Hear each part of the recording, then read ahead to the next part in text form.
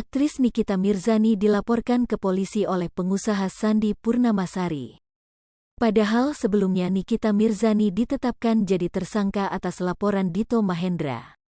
Nikita Mirzani dilaporkan Sandy Purnamasari atas kasus dugaan pencemaran nama baik.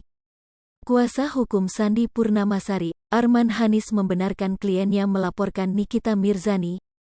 Senada dengan kuasa hukum Sandy Purnamasari, Kabag Penum Divisi Humas Polri Kombes Pol Nurul Azizah juga membenarkan laporan tersebut. Laporan Sandy Purnamasari terhadap Nikita Mirzani terdaftar sejak tanggal 31 Maret tahun 2022. Berdasarkan penuturan Nurul, Nikita Mirzani beberapa kali mengunggah informasi yang diduga mengandung pencemaran nama baik terhadap Sandy Purnamasari dan suaminya, Gilang Widya Pramana. Informasi tersebut diunggah Nikita Mirzani melalui akun Instagram @NikitaMirzaniMawardi_172 selama periode 11–26 Maret tahun 2022.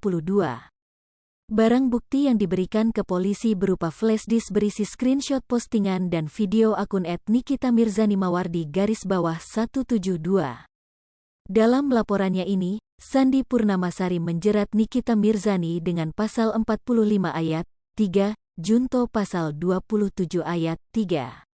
Undang-Undang RI Nomor 19 Tahun 2016 tentang perubahan atas Undang-Undang Nomor 11 Tahun 2008 tentang IT dengan ancaman hukuman penjara maksimal 4 tahun dan denda Rp750 juta.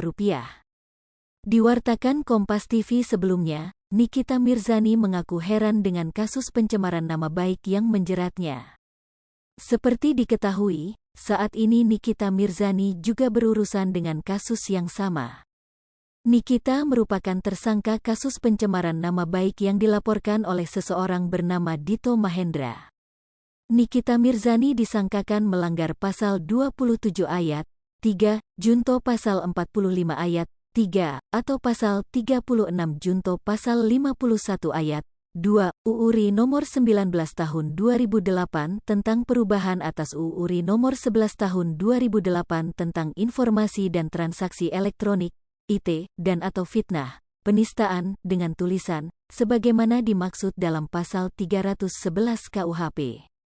Wanita yang akrab disapa Nyai ini lantas membandingkan kasusnya dengan kasus lain yang menurutnya lebih penting. Salah satunya soal kasus pelanggaran hak asasi manusia, HAM. Nyai mengaku lelah dengan agenda wajib lapor yang selama ini dijalani. Ia bahkan minta polisi untuk menahannya tetapi dengan mengajukan sejumlah syarat. Pertama, dia tidak ingin ditangkap di waktu subuh dengan alasan masih tidur dan ngantuk. Kedua, polisi tidak boleh menangkapnya saat berada di area publik atau saat ia bersama anaknya. Nikita juga meminta polisi untuk menyelesaikan kasus dugaan penyekapan yang menjerat Nindi Ayunda dan Dito Mahendra terlebih dahulu.